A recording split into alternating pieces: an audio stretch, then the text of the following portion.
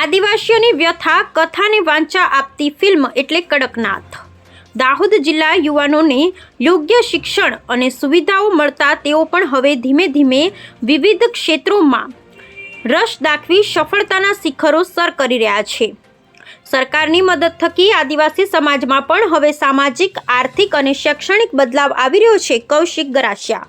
કડકનાથ એક મૂળભૂત આદિવાસી ફિલ્મ છે જેમાં મુખ્ય કેરેક્ટર આદિવાસીનું છે કૌશિક ગરાસિયા। દાહોદ મારું મૂળ ગામ ભમરીકુંડા છે જે માનગઢની પહાડીઓમાં આવેલું છે, જ્યાં દેશ માટે આદિવાસીઓએ પોતાના જીવનની આહુતિ આપી હતી।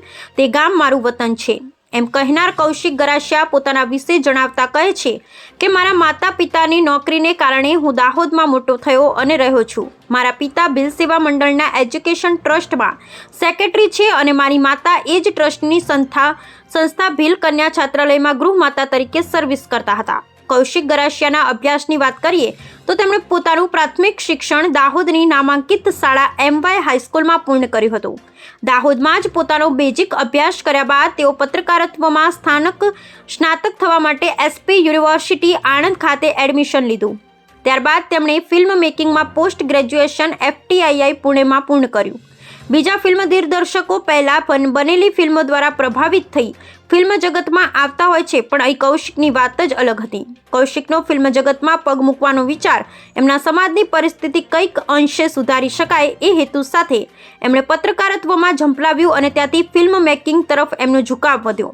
પત્રકારત્વ થકી સમાજની વિશેની ડોક્યુમેન્ટરી ફિલ્મો બનાવવાની તેમની પ્રબળ ઈચ્છા હતી, પરંતુ ડોક્યુમેન્ટરી ફિલ્મોની પહોંચ મર્યાદિત હોવાને કારણે તેમણે વિચાર કર્યો કે પોતાની લખેલી વાર્તા પર જો ફિલ્મ બને તો કેવું, જે લોકો સુધી પહોંચી શકે કે જેઓ ખરા અર્થમાં ફિલ્મના કેન્દ્રમાં છે।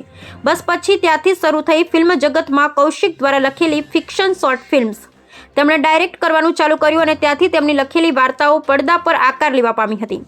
Film and television institute of ઇન્ડિયામાં અભ્યાસ કરવાનો અનુભવ જણાવતા તેઓ કહે છે કે FTIIની એક માધ્યમ તરીકે સિનેમાના સંદર્ભમાં મારો પૂરો દૃષ્ટિકોણ બદલાઈ ગયો। ત્યાં જઈને સમજાયું કે ફિલ્મ મેકિંગ શીખવામાં એક લાંબો સમય લાગશે, પણ FTIIને કારણે જ ફિલ્મ બનાવવાનો મારો આત્મવિશ્વાસ વધ્યો।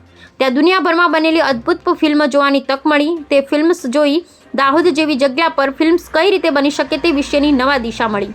અને કૌશિક એમની પહેલી ફિલ્મ વિશે જણાવે છે કે કડકનાથ એ સ્થાનિક ભીલી બોલીમાં બનતી પ્રથમ ફિલ્મ છે જે આદિવાસી ફિલ્મ મેકર દ્વારા બનાવવામાં આવતી હોય। આ ફિલ્મ પ્રેક્ષકોને આદિવાસી દુનિયાની અનુભૂતિ કરાવશે। આ ફિલ્મ જાગતિગત એટ્રોસિટીને કંઈક અલગ જ રીતે રજૂ કરવાનો પ્રયાસ છે। આ ફિલ્મમાં બે ભાઈઓની વાર્તા છે, જેમાં એક ઘટનાને પરિણામે બંને ભાઈ એમના અલગ અલગ માર્ગે આગળ વધે છે। જેમ જેમ ફિલ્મ આગળ વધે છે તેમ તેમ સમગ્ર કથા આદિવાસી સમાજની જટિલ સમસ્યાઓને આવરી લઈને આગળ ગૂંથાતી જાય છે। ફિલ્મમાં મોટાભાગના કેરેક્ટર દાહોદના જ હોવાથી આદિવાસી જીવન, બોલી અને સંસ્કૃતિને રજૂ કરવામાં સફળતા મળી છે। ફિલ્મમાં દાહોદના આદિવાસી સમાજના ઘણા બધા સાંસ્કૃતિક રીતિ રિવાજને આવરી લીધા છે જે પહેલી વખત સિલ્વર સ્ક્રીન પર જોવા મળશે। ફિલ્મમાં સ્થાનિક બોલી પોતે જ એક ફિલ્મના મજબૂત પાસા તરીકે બહાર આવી રહી છે, જે અગાઉ ક્યારેય કોઈ ફિલ્મમાં સાંભળવામાં ન આવી હોય। આ ફિલ્મ આદિવાસી સમાજની ધાર્મિક વિધિ અને સાંસ્કૃતિક પાસાઓને પ્રદર્શિત કરવા માટેનો એક પ્રયત્ન હશે। ફિલ્મના કેમેરા પાછળ રહેલી મોટાભાગની ટીમ પણ આદિવાસી હોવાને કારણે એક મૂળભૂત આદિવાસી ફિલ્મ કહી શકાય છે। અમે અત્યારે કડકનાથ ફિલ્મ પોસ્ટ પ્રોડક્શનમાં એડિટિંગના અંતિમ તબક્કા પર છીએ અને તેને આંતરરાષ્ટ્રીય ફિલ્મ ફેસ્ટિવલમાં મોકલવાનો પણ વિચાર કરીએ છીએ। આ ફિલ્મ વર્ષ 2025ના અંતમાં બહાર પાડી શકે તેવી શક્યતા છે। આદિવાસી વિસ્તારમાં બનેલી આગળની ફિલ્મ્સ વિશે કૌશિકનું માનવું છે કે આદિવાસી વિસ્તારને ભાગ્યે જ ફિલ્મમાં પ્રામાણિક રીતે રજૂ કરવામાં આવે છે। જ્યારે કેટલીક ફિલ્મો આ પ્રદેશમાં શૂટ કરવામાં આવી છે ત્યારે તેમના આ વિસ્તારનો માત્ર સુંદરતા અને લેન્ડસ્કેપનો બેકડ્રોપ તરીકે ફિલ્મમાં વપરાતો હોય છે। તેમાં મોટાભાગે આદિવાસી સમાજ વિશે કોઈ વાત નથી હોતી। એક આદિવાસી ફિલ્મ મેકર તરીકે તેઓ કડકનાથ દ્વારા દાહોદવાસીઓના સાચા સામાજિક ચિત્રને સચોટ રીતે પડદા પર ઉતારે એવા પ્રયત્ન કરી રહ્યા છે।